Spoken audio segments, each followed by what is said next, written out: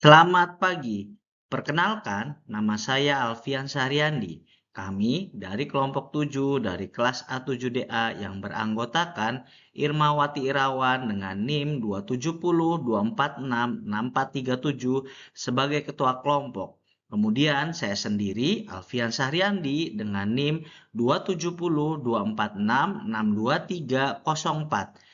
Graciano Angelo Ferdinand Talo dengan NIM 260 2214085. Eka Alfarisi Ferisyah dengan NIM 27024647770. Rido Joko Pangestu dengan NIM 27023866655. Pada video ini akan mempresentasikan mengenai praktikum final project Production Operation Analysis. Berikut adalah topik yang akan kami bahas. Yang pertama, forecasting. Yang kedua, aggregate planning.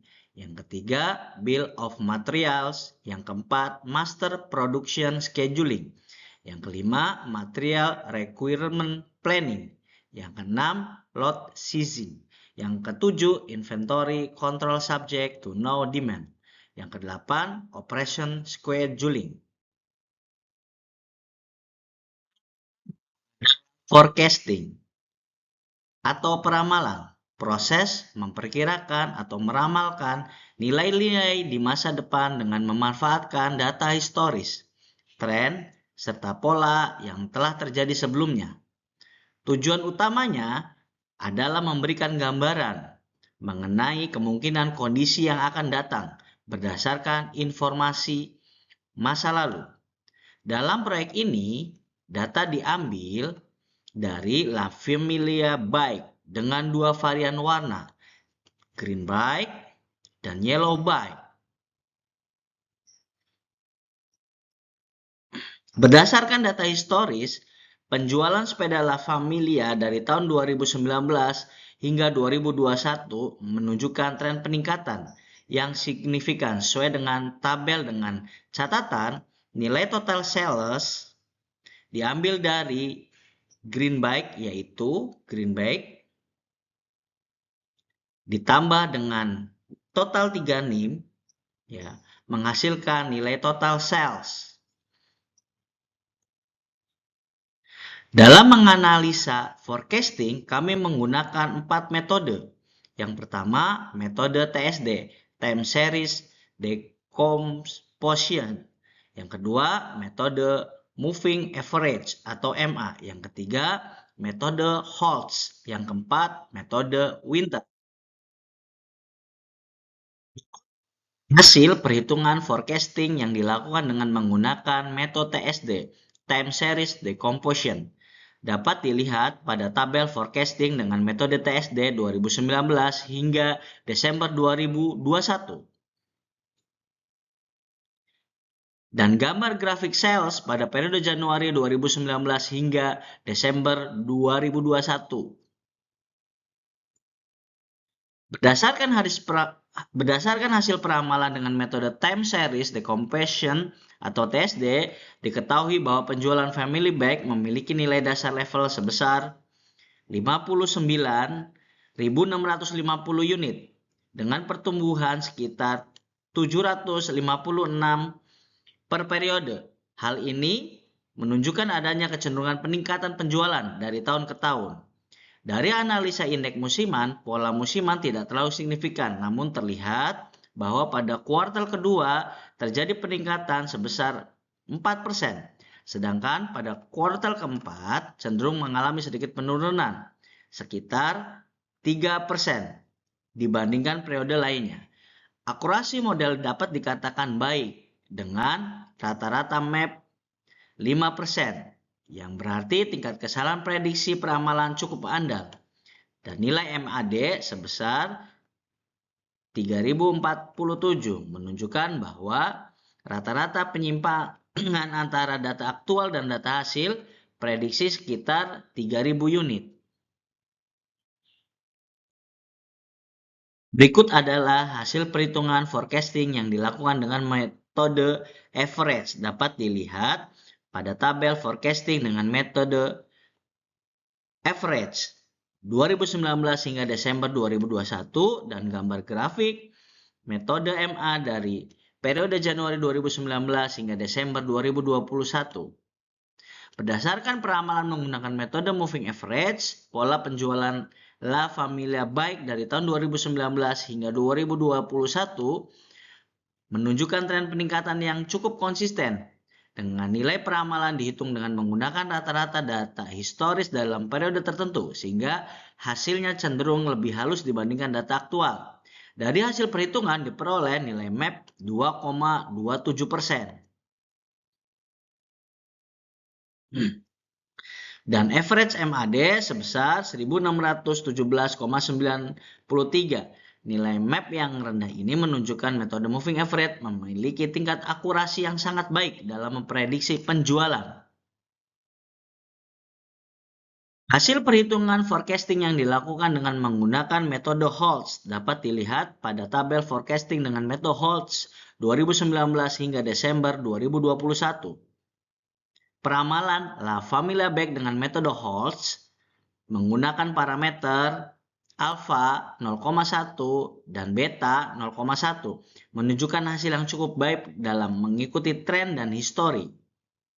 Berdasarkan hasil perhitungan diperoleh nilai MAP rata-rata sebesar 2,47% dan MAD sebesar 1752. Kemudian hasil perhitungan forecasting yang dilakukan dengan metode Winter dapat dilihat pada tabel forecasting dengan metode Winter 2019 hingga 2021.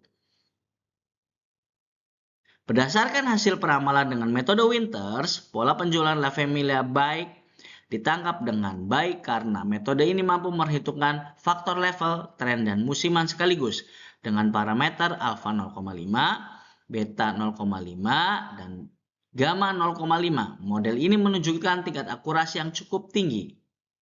Dari hasil perhitungan diperoleh nilai rata-rata MAP sebesar 2,5% dan MAD sekitar 1.573 unit, mengindikasikan bahwa kesalahan prediksi relatif lebih kecil dibandingkan dengan total penjualan aktual. Aggregate planning adalah proses pengembangan rencana jangka menengah yang bertujuan mengalokasikan sumber daya perusahaan secara efisien guna memenuhi permintaan produk atau jasa dalam periode tertentu. Tujuan utama dari perencanaan agregat meliputi pencapaian efisiensi operasional, pengurangan biaya produksi, minimalisasi persediaan yang tidak perlu, serta pemenuhan kebutuhan pelanggan dalam waktu yang tepat. Berikut adalah data yang digunakan untuk menganalisa rencana produksi dengan pendekatan Zero Inventory Plan atau ZIP. Informasi ini mencakup berbagai aspek terkait perencanaan, biaya, dan kapasitas produksi, termasuk data inventory, permintaan, biaya, serta parameter tenaga kerja. Data dirangkum untuk periode Januari hingga Desember 2022 dengan rincian sebagai berikut. Untuk metode Agreed Planning, yang pertama Zero Inventory Plan, yang kedua Constant Work Plan, yang ketiga Overtime Loss of Sales, yang keempat Overtime Subcontractor.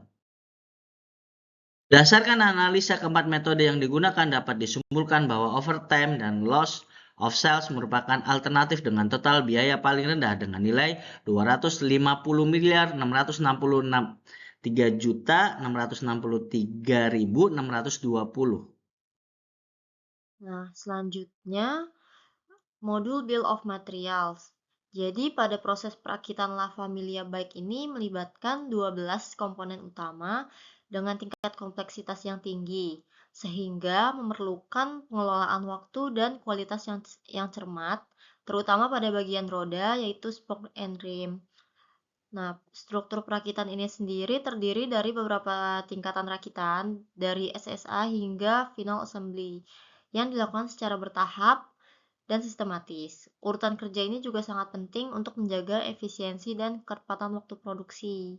Nah, penyusunan bill of material ini sendiri memberikan detail jumlah dan level komponen sehingga membantu perusahaan dalam perencanaan kebutuhan material, pengadaan tepat waktu, dan pengendalian stok. Selanjutnya, Modul Master Production Scheduling atau MPS. Jadi MPS ini berfungsi penting dalam pengendalian produksi, terutama pada perusahaan dengan variasi produk yang tinggi dan juga permintaan yang fluktuatif. Di sini kita bisa lihat bahwa Production Scheduling ini merupakan proses perencanaan produksi jangka menengah hingga jangka panjang yang menentukan apa yang akan diproduksi, kemudian berapa banyak, dan juga kapan waktunya. MPS ini berfungsi sebagai jembatan antara perencanaan agregat dan perencanaan detail seperti MRP, sehingga perusahaan bisa mengalokasikan kapasitas sumber daya, tenaga kerja, dan persediaan secara lebih tepat waktu. Nah, di tabel sebelah kanan bisa kita lihat data forecast dan customer order untuk tahun 2022. Sedangkan di tabel sebelah kiri ini menunjukkan parameter utama seperti lead time, on-hand stock, lot size, dan safety stock sebesar 8.750 unit yang semuanya digunakan untuk menentukan kebutuhan produksi di setiap periode. Nah, kemudian hasil perhitungan MPS. Dari tabel ini kita bisa lihat bahwa stok awal sebanyak 500 unit dengan safety stock sebanyak 8.750 unit dan lead time 1 periode. Data forecast dan customer order ini digunakan untuk menghitung nilai PAB, nilai ATP, dan juga master schedule setiap bulannya. Rumus di bawah tabel ini digunakan untuk menentukan berapa banyak produk yang harus dijadwalkan dan diproduksi pada periode tertentu. Jadi, kalau ada persediaannya masih cukup, yang artinya customer ordernya itu lebih kecil dari PAB, maka produksi di periode tersebut tidak perlu dilakukan. Namun, jika customer ordernya melebihi persediaan, maka perusahaan perlu menambah produksi dengan memperhitungkan safety stock dan lot size. Nah, dari hasil perhitungan di bawah ini terlihat bahwa nilai PAB sempat negatif di beberapa bulan, yang artinya perusahaan harus melakukan penyesuaian jadwal produksi agar tidak terjadi kekurangan stok. Sementara nilai ATP yang stabil ini menandakan strategi perusahaan dalam menjaga ketersediaan produk. Untuk berikutnya, ini kita akan menjelaskan mengenai profil produk dari La Familia Bike. La Familia Bike merupakan merek sepeda yang berfokus pada produksi sepeda anak, khususnya untuk rentang usia 7 hingga 10 tahun. Produk ini memiliki dua varian warna yang paling diminati, yaitu warna hijau dan kuning. Perusahaan ini juga menyediakan layanan pengiriman ke luar negeri, sehingga target pasarnya tidak terbatas pada satu wilayah, melainkan mencakup anak-anak di berbagai negara. Dengan strategi tersebut, La Familia menempatkan dirinya sebagai produsen sepeda anak dengan orientasi pasar global. Pada bagian ini, kita akan membahas penerapan Sistem Material Requirement Planning atau MRP. MRP merupakan suatu pendekatan sistematis dalam perencanaan kebutuhan material yang memastikan bahwa bahan baku dan komponen tersedia sesuai jadwal produksi. Sistem ini berperan penting untuk mengoptimalkan efisiensi proses manufaktur, mengurangi kelebihan persediaan, serta menjalin kelancaran arus produksi dari tahap awal hingga menjadi produk akhir.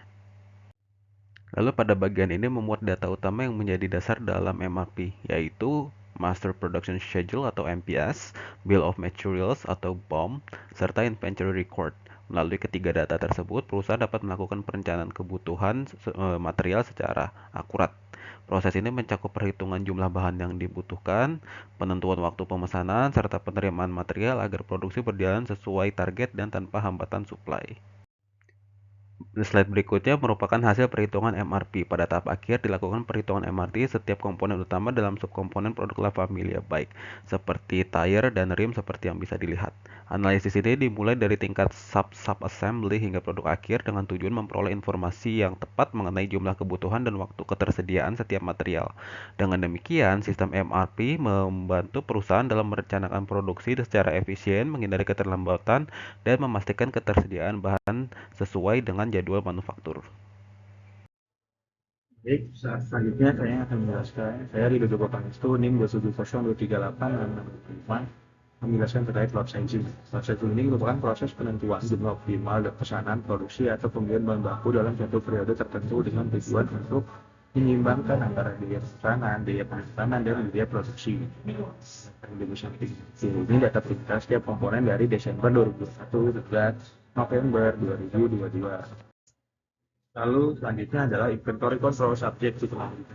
Nah, inventory control subject to demand adalah pendekatan pengendalian persediaan yang diterapkan ketika tingkat permintaan terhadap suatu produk atau bahan telah diketahui secara pasti dan stabil. Keputusan pengendalian persediaan difokuskan pada penentuan jumlah pesanan atau order quantity dan waktu pemesanan atau reorder point yang optimal untuk meminimalkan total biaya persediaan yang mencakup biaya pemesanan, penyimpanan, dan kekurangan stok. Lihat dari data di bawah ini adalah perkiraan time proses produksi dilanjutkan dengan operation schedule mesin. Nah, ini diketahui demand in the first quarter adalah permintaan di kuartal pertama adalah 39.291 dan total pekerjaan perharinya adalah 60 hari dan working hour-nya adalah 8 jam. Lalu selanjutnya adalah operation scheduling. Nah, operation scheduling ini merupakan proses perencanaan dan penjadwalan aktivitas operasional yang berkaitan dengan pelaksanaan tugas produksi agar berjalan secara efisien dan tepat waktu. Tujuan utamanya adalah menentukan urutan waktu mulai dan waktu selesai setiap operasi pada mesin maupun tenaga kerja untuk memaksimalkan pemanfaatan sumber daya yang tersedia. Nah, setelah semua perhitungan dan langkah-langkah tersebut dilaksanakan, maka dapat dihasilkan perhitungan tambahan sesuai gambar di samping kanan. Hasil perhitungan tambahan.